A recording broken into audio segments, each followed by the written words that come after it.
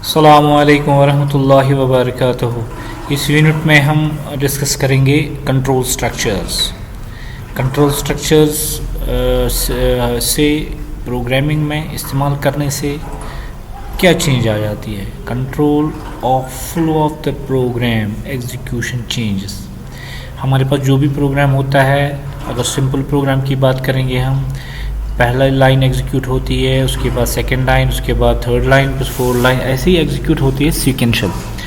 लेकिन अगर हम अपनी प्रोग्राम में कंट्रोल स्ट्रक्चर का इस्तेमाल करेंगे तो sequence of execution of the program will change.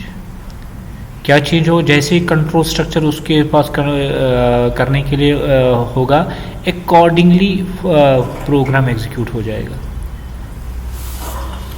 तो अगर हम सिंपल एक प्रोग्राम लेंगे जहाँ पर कंट्रोल स्ट्रक्चर नहीं होगा, उसका एग्जीक्यूशन वही स्टाइल होता है, फ्रॉम लेफ्ट टू राइट,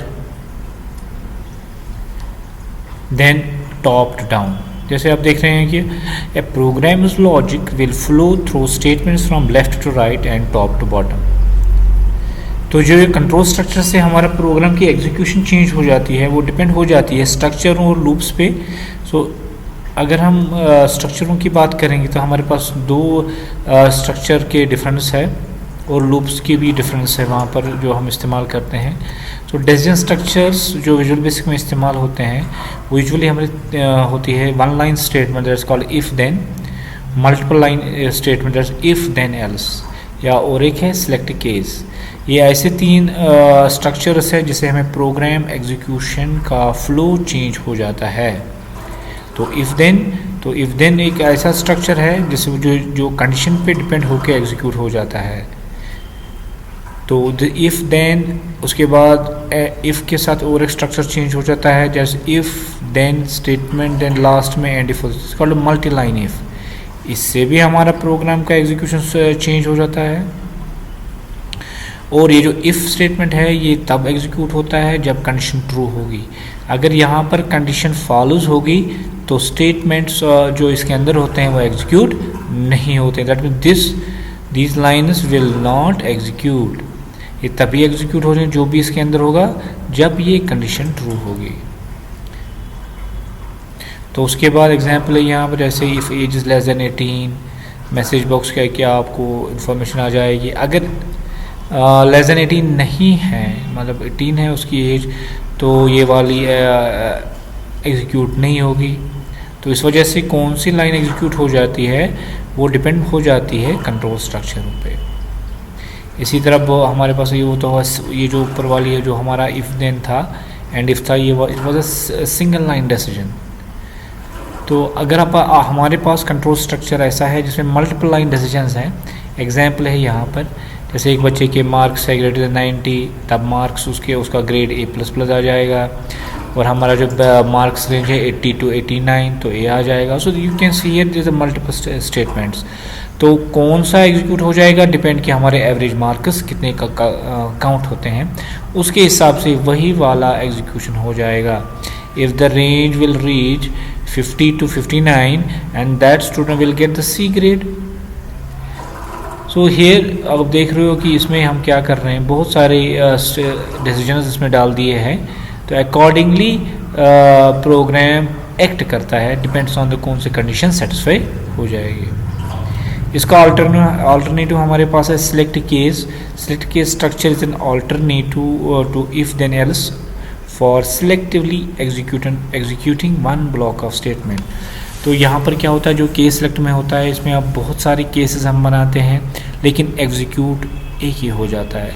वाला अगर हम इफ़ देन एल्स में जाएंगे तो उसमें अगर हमारा केस 50 to 59 हो रहा है, लेकिन ये 90 वाले को भी चेक करेगा, 80 वाले को भी चेक करेगा, 70 वाले को भी चेक करेगा, 60 वाले को भी चेक करेगा, तो उसके बाद यहाँ पहुँच के वो एग्जीक्यूट हो जाएगा।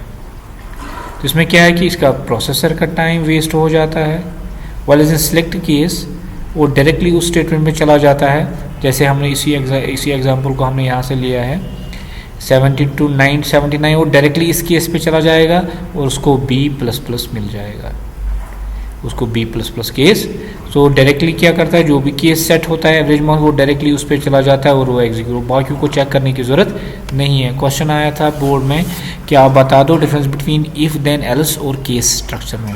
Case structure executes one block of instead of executing all the statements.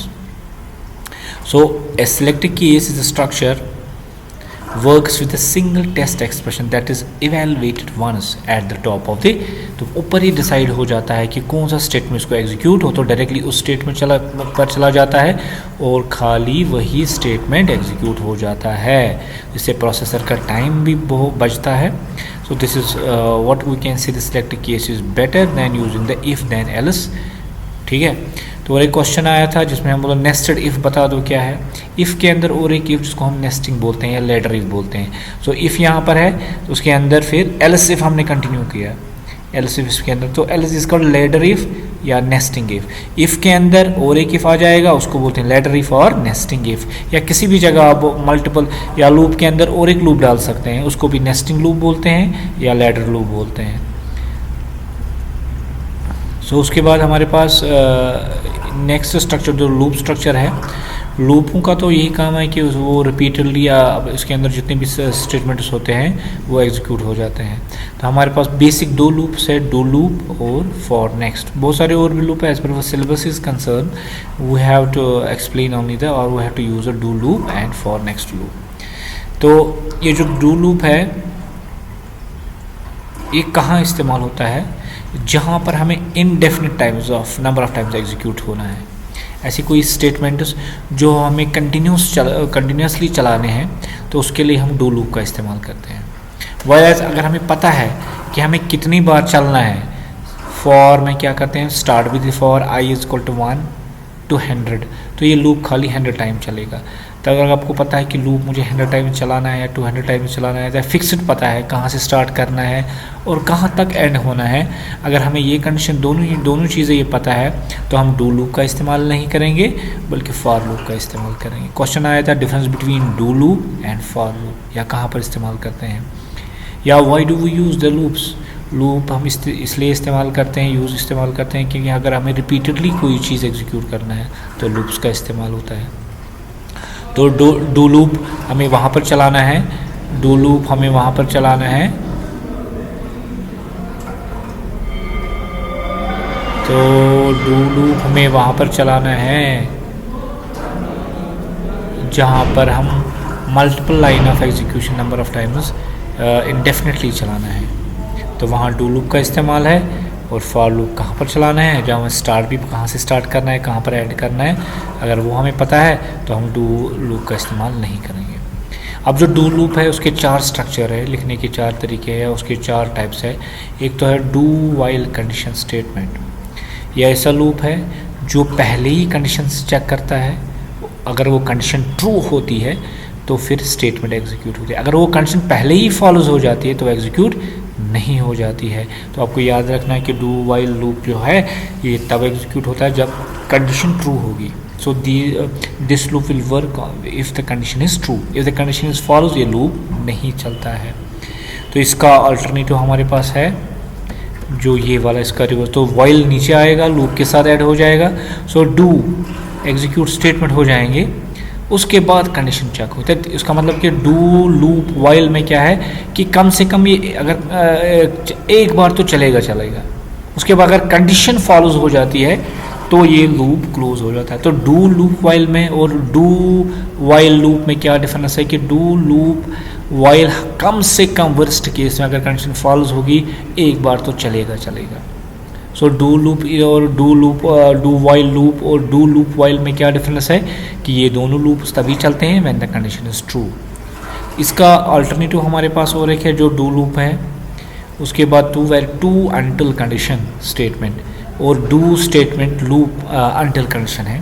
ये दोनों भी लूप्स हमारे काम होते हैं, इनमें भी पहले ही इसमें ऊपर कंडीशन चेक होती है और इसमें लास्ट में कंडीशन चेक होती है। तो इसमें क्या है कि ये दोनों लूप्स जो है ये if the condition is false then this loop will execute the statement, अगर कंडीशन ट्रू है तो वो ये बाहर आ जाती है। सो ये डू अंटिल जो है ये डू वाइल लूप से कंट्रास्ट किस में है कि do while loop condition true पे चलते हैं, और do until loops false condition पे चलते हैं। This is the variation between the these two groups of loops. तो उसके बाद हमारे पास है do loop work well when we don't know how many times we need to execute the statements in the loop. अगर हमें पता नहीं है कि कितनी बार हमें चलना, तो डू लूप का बहुत अच्छा इस्तेमाल है। लेकिन अगर हमें पता है कहाँ से how many times I have to execute the loop, then better is the choice to use the for loop. For and next question आया था, explain the for loop for next loop. तो फॉर लूप में क्या explain करोगे, ये counter variable होता है, उसके बाद स्टार्ट देना होता है और एंड देना होता है। उसके बाद लूप के अंदर स्टेप होता है, या इंक्रीमेंट होगा या तो डिक्रीमेंट होगा। डिक्रीमेंट माइनस में देते हैं और इंक्रीमेंट हम डायरेक्टली वैल्यू देते हैं। और लूप का एंड क्या होता है, नेक्स्ट होता है। सो ये जो इसमें आर्ग्यूमेंट्स होते हैं, क्या एक तो काउंटर है, स्टार्ट है और एंड है। इसमें इंक्रीमेंट या डिक्रीमेंट और ऑल न्यूमेरिक, आप काउंट ये स्टार्ट दे दो, एंड दे दो, इंक्रीमेंट दे दो या डिक्रीमेंट दे दो, वो सारे के सारे नंबर्स होते हैं, वो सारे नंबर्स होते हैं। तो लूप कैसे चलता है, तो पहले स्टार्ट वेरिएबल उसको मिल जाता है वैल्यू। फॉर एग्जाम्पल हम लिखेंगे फॉर x इक्वल टू 1, तो 1x को मिल जाता है टू 100। तो ये लूप कितनी बार चलेगा, 100 तक। तो हमें पता है 1 से स्टार्ट करना है और 100 तक चलना है। So if you know what from start and what to end, तो हम क्या अप्लाई करेंगे, हम उस वक्त फॉर लूप का इस्तेमाल करेंगे। At this all about your, ये आप देख सकते हो कि हमने एक लूप लगा दिया 0 to 100, स्टेप वैल्यू हो गया इंक्रीमेंट बाई 2। तो ये वैल्यू क्या करेगा, प्रिंट आई, तो पहले 0 वैल्यू है तो 0 प्रिंट हो जाएगा। नेक्स्ट इसको वापस बेचेगा, तो आई का वैल्यू फिर 2 रिवाइज हो, 2 टाइम्स रिवाइज हो जाएगा। तो आई पहले 0 था, अब 2 बन गया, तो प्रिंट 2 आ जाएगा, फिर से वापस जाएगा, फिर इंक्रीमेंट बाई 2। So 2 + 2 means 4। तो ऐसे ही प्रिंट करता जाएगा 0 2 4 6 8 10 11, नॉट 11, 10 के बाद ये 12 आ जाएगा, 12 के बाद 14 आ जाएगा, 14 के बाद 16, इस तरह ये 100 तक चलेगा। तो इस तरह हम इस प्रोग्राम के ज़रिए इवन नंबर्स को अप टू 100 डिस्प्ले करा सकते हैं। सो दिस इज़ द लूप जिसके अंदर हम एक ये इस्तेमाल कर सकते हैं। तो हमें 0 से पता है तो 100 तक जाना है। So we know the start and we know the end, तो हम फॉर लूप का इस्तेमाल कर सकते हैं। होप इंशाल्लाह आपको समझ में आया होगा।